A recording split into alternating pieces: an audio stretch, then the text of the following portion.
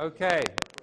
All right. Thank you for your enthusiasm and your great questions. We're going to move into a little bit broader perspective on this topic now. I was hired about 5-6 years ago by the Wildlife Management Institute, and when we first started this Appalachian Mountains, which is now called the Young Forest Initiative, it was originally called the Woodcock Habitat Initiative, okay? Because the woodcock was the species that got this all started, okay? Back about 15 years ago, because of the declining national problems with woodcock, it was declining about 2% a year. A lot of conservation groups, nonprofits, state and federal agencies all came together to try to collaboratively look at what we could do. And what they did, they developed the first national woodcock conservation plan, and they asked the Wildlife Management Institute to facilitate the implementation of that plan across the country.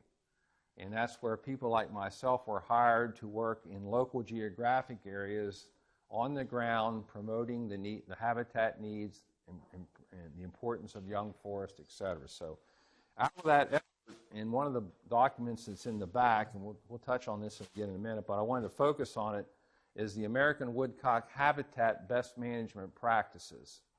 This is the state-of-the-art work that's been done to show private landowners, resource managers, and others what the recipe is, if you will, for managing specifically for woodcock. And a good question this gentleman had about the holistic approach. Well, we for about any specific wildlife species, we know how to really, improve it for that. And this is just for woodcock, not the broader landscape perspective. Okay.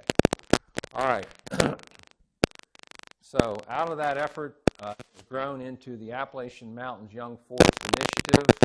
I work in Bird Conservation Region 28. It's a 5-state region, and state wildlife action plans have listed 87 species as conservation these shrub and habitats for early survival. The Fish and Wildlife Service has named the woodcock a national. And these so the take-home message here, it's a national problem, and a lot of different conservation entities have come together to try to address the problem. What's the simple take-home message here? Let's look at the landscape. We all drove from different parts of Maryland to get here, but my guess is if you traveled up and down the highways and you looked at the forest cover, most of it was what age class? It was pole timber to older age class, okay? Very little of the landscape is in what we call seedling sapling age class. Okay, these are 5 states here. Okay, the blue seedling sapling bar shows us that in Maryland, just over 10% of the landscape would be in that category.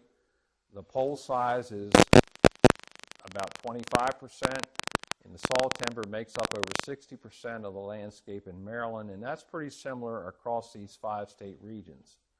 So if you're an animal that needs that habitat type, okay, that can be a problem.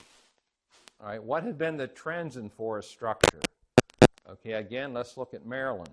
Maryland's a little better off than some of these other states because actually, since 1975, we've had a nice increase in that.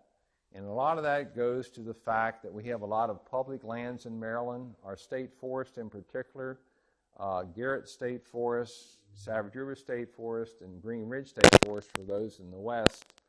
For point of conversation, harvest 150 to 200 acres of forest a year under a long-term sustainable program. Okay, so we're getting some good forest management, but in other states it's not the same. Okay, this data is starting to get a little old, but I think the message is still good that saw timber stands occupy 66% of timberland, and pole timber about 20%, seedling saplings around 10 or 11%. Yes, thank you, Jonathan. Okay.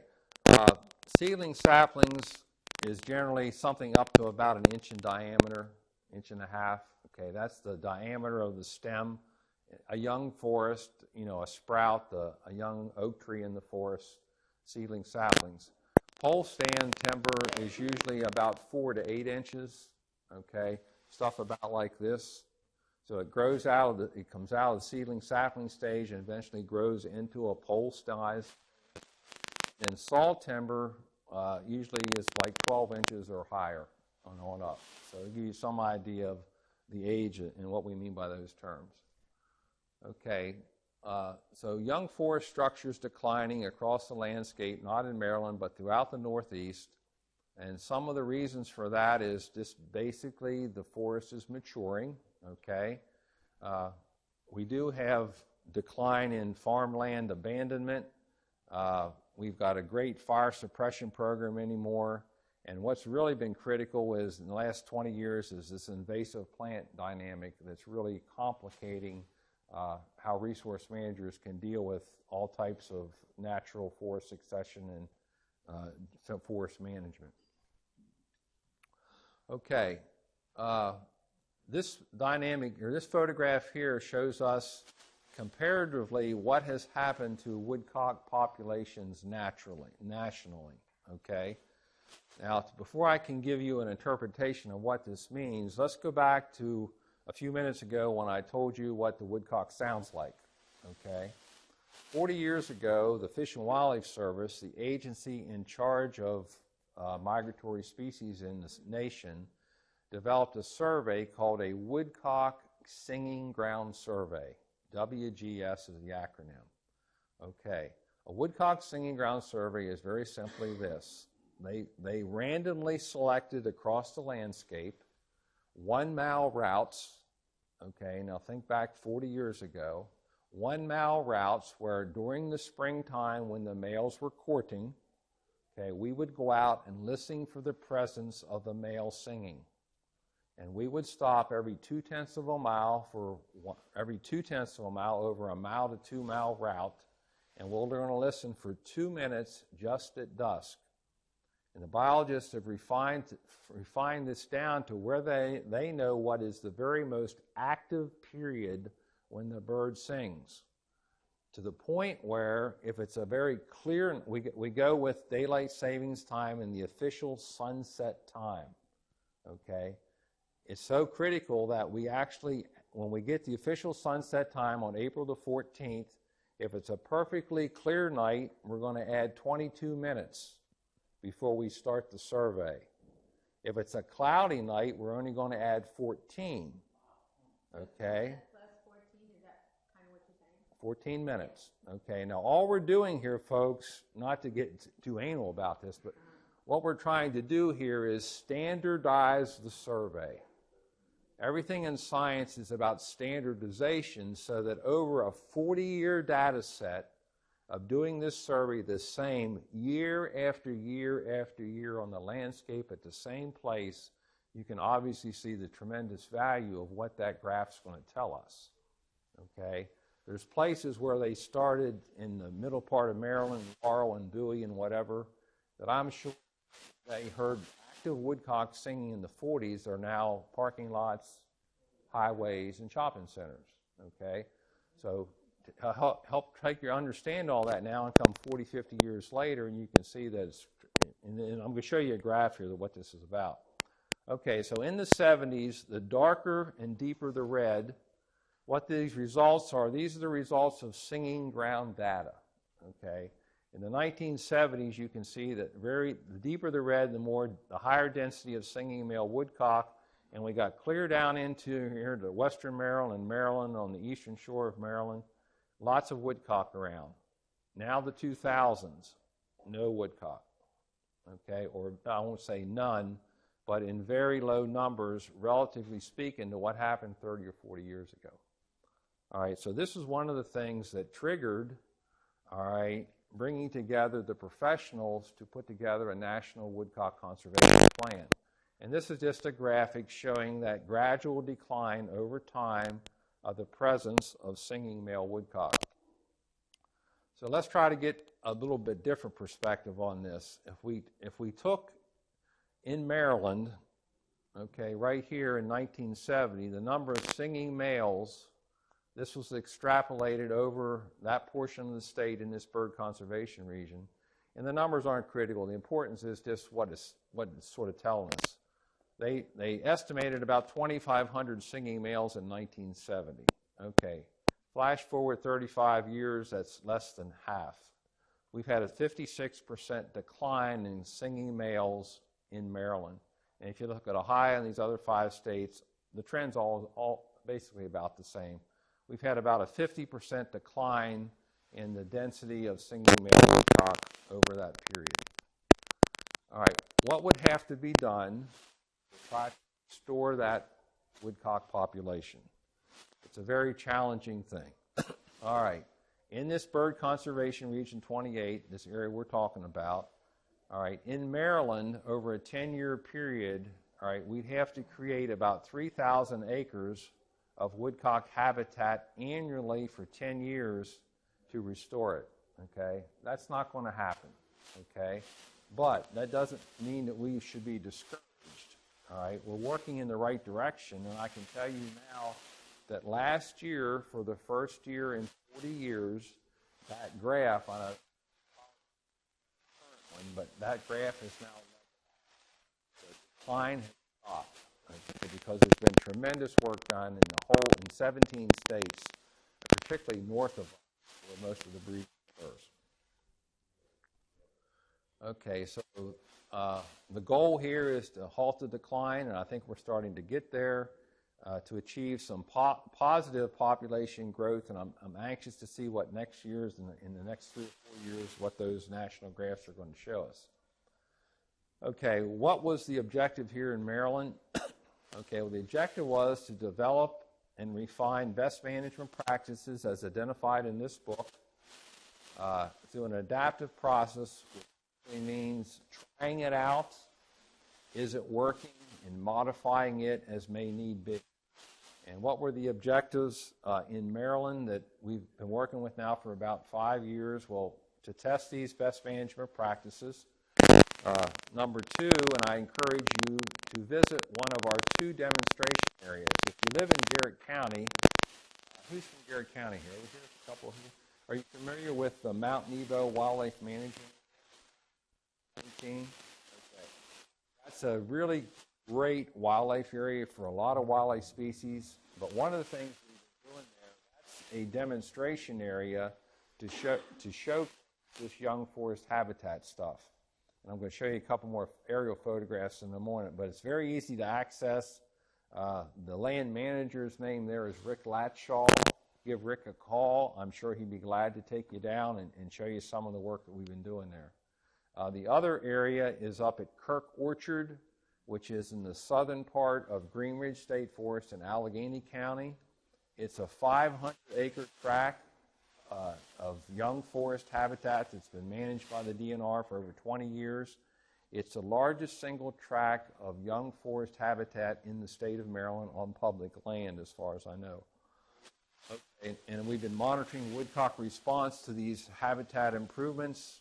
Just last week, I did a singing ground survey every year on Kirk Orchard to see what's happening. That I've seen a significant increase in woodcock numbers, but we've got lots of woodcock. You know, we usually hear on stop throughout about 5 or 6 every year, so it's very stable, and that's a good thing. And we're trying to do a lot of public outreach like these programs today to bring recognition to the need. And as far as funding for landowners, we do have the Natural Resource Conservation Service is providing funding for habitat improvements as they did for years, specifically on golden-winged warbler. But there's some other practices that I think they'll fund, not specifically for woodcock, but would have benefit to woodcock. Okay, and that's the book I talked about. This is just an overview of the best management practices. And Johnson. So let's get to some of this. This is pretty interesting graphic here.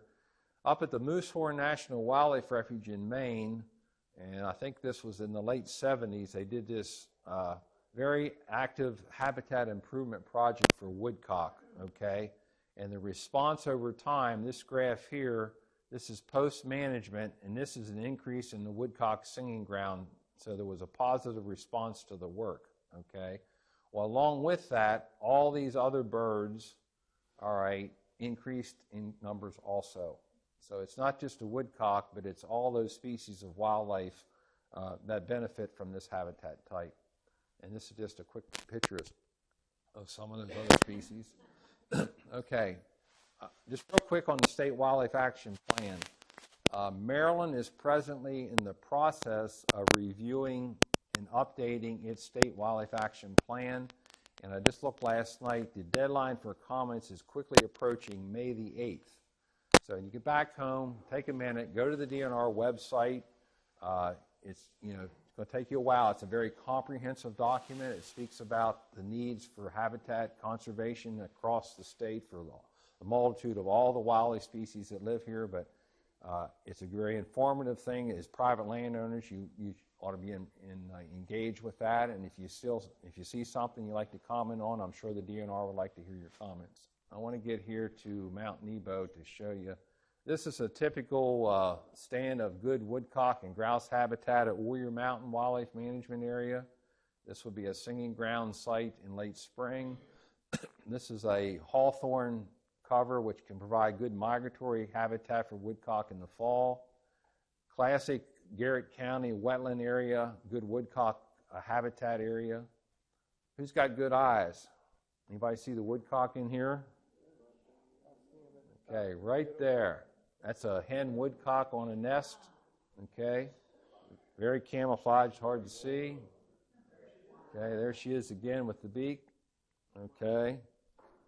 Up at Mount Nebo, we had a retired Fish and Wildlife Service biologist that gave $25,000 in his estate for woodcock and grouse management habitat improvement in Maryland. Okay. His name was Al Geis. Some of the people in the room might remember Al. This is a sign up there, and we dedicated the demonstration area to Al, and we're doing a lot of good work at Mount Nebo in his respect. Winter timber harvesting, it was 0 degrees the week these guys worked in here. This is called a feller buncher. That's how we cut the trees. These are some aerial photographs. This was done specifically for woodcock. These are 1 to 2 acre strips. This is... I have to buzz through this. This is, oh, help me out, Tom. My brain's fried. Alder, thank you. Thank you, Jonathan. When the alder gets very old and it gets horizontal limbs, it's not as good for woodcock. We like vertical limbs, so we cut that stuff down. This is a aerial view of the wetland at Mount Nebo. These strips were cut out here, here, here, and around. There were 8 of them cut out, and these were left. And these run on the upslope from the edge of the moist soil upslope through the moisture gradient. And it was a very interesting project. We're starting to get some good response from aspen. And that's 1 year's growth after the forest was cut the previous winter. That's the first summer in July after that forest was cut the previous year. Okay, 1 growing season. This is Rick Latshaw, the area manager. And that's golden wing lorimer. We're going to buzz over that, and I'm going to quit. Okay.